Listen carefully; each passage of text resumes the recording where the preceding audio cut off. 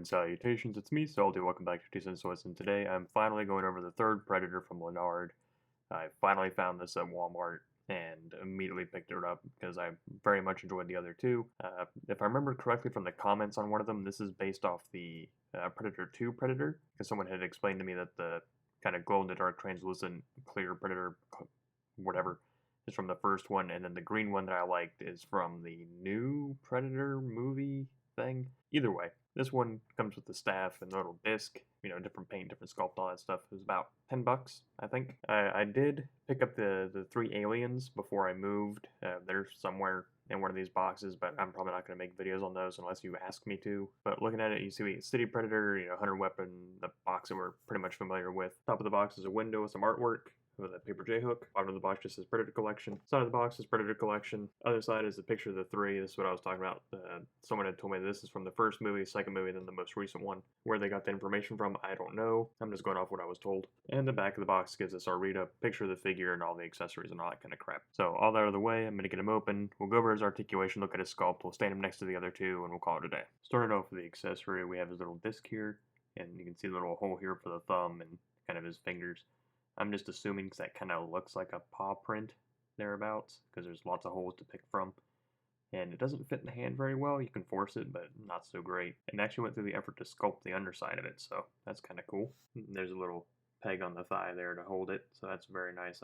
As you know, I'm a big fan of storage on the figure, so that's really cool. That's about the best I can get to kind of get it on the hand there, but kind of gives you an idea. You have to really force the hand apart to fit it in there. And that leaves us with the staff, spear. I forget what this thing is called on the box, even though the box is within arm's reach, but I'll just call it a combo stick. Fits in both hands with no problem, but just due to the nature of the sculpt on this figure, it's kind of hard to get it, in like a thrusting pose or anything like that. But the point of this is to show you that it'll fit in either hand. And before we get into detail or anything like that, or articulation, here's the three Predators all side by side, and I've looked at them all closely, and the only thing that they share between all three is the hands. These two share the same feet, but all three share the same hands. Beyond that, everything is unique to each one, which I think is pretty stinking good, actually, for, what is it, like $10 a figure, and it's unique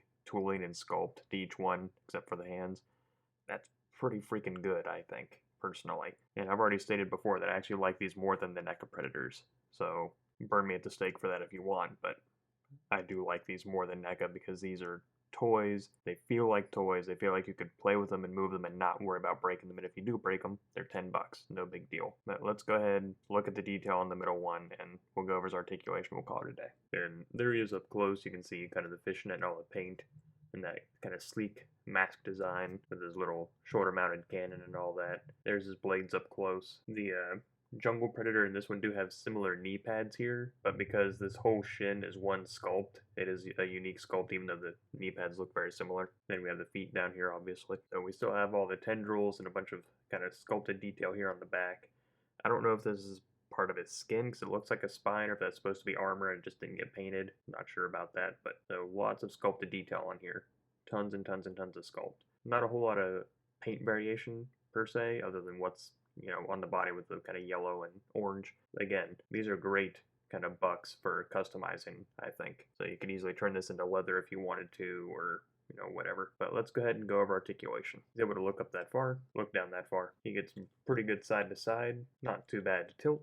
This shoulder piece is a very firm plastic up top, but it's very kind of squishy in the middle, so I'm not sure how that's reinforced, but you can still spin the shoulder 360 with no problem. Same with the left, the shoulder cannon's not in the way, so no problem. Right shoulder comes up over 90, where because of that pauldron, the left shoulder stops there. Single joint in the elbow only comes up that far though. It can hyperextend the other direction. Elbow swivel. And all these wrists are on a peg with a ball in the back, which is kind of weird, but it allows you to get a little bit of up and down, but we get the swivel with no problem. We have a dumbbell-ish down here in the waist. Allows him to lean forward about that far, lean back about that far. We get a lot of side to side here, and swivel. He's able to kick forward at a clean 90, kick back about that far. He's able to kick out about that far. We have a thigh swivel of sorts, though it is kind of like that. It just rotates on the ball that's there. We have a single joint in the knee that comes up that far, and the foot is on a ball, so you get your back and forward and your rocker and swivel and all that kind of stuff.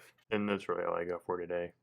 Duke has finally met his end. If you've paid attention to the other two thumbnails, he was being hunted and then got caught, and now he's met it. Oh, if it's a G.I. Joe movie, he's going to be in a coma after this photo. I'm a big fan of these Predators now. I have all three. I'm not sure if they're going to do any more or not, and I didn't even know they were coming in the first place. I just found the two at Walmart one day, and now I have the third.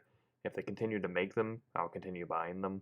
Maybe one day I'll sit down and do a wash and finish up some of the paint on one of these. Maybe I haven't really decided yet, but you let me know what you think down below. Whether you think these are a good investment, what you buy them for, if you like them, all that kind of stuff. Personally, I think they're great. I do like them more than the NECA Predators. I've said that before, just because the price point's better. For the price of all three, you can get one NECA Predator that probably is going to break on you. That's just the way I see it. But anyway, if you're new to the channel and you like what you saw today, then all I ask is that you click like on the video and subscribe to the channel. It's a great way to help me out, and I very much appreciate it. And I do thank you for stopping by today. So, until next time, I'm Salty, signing off.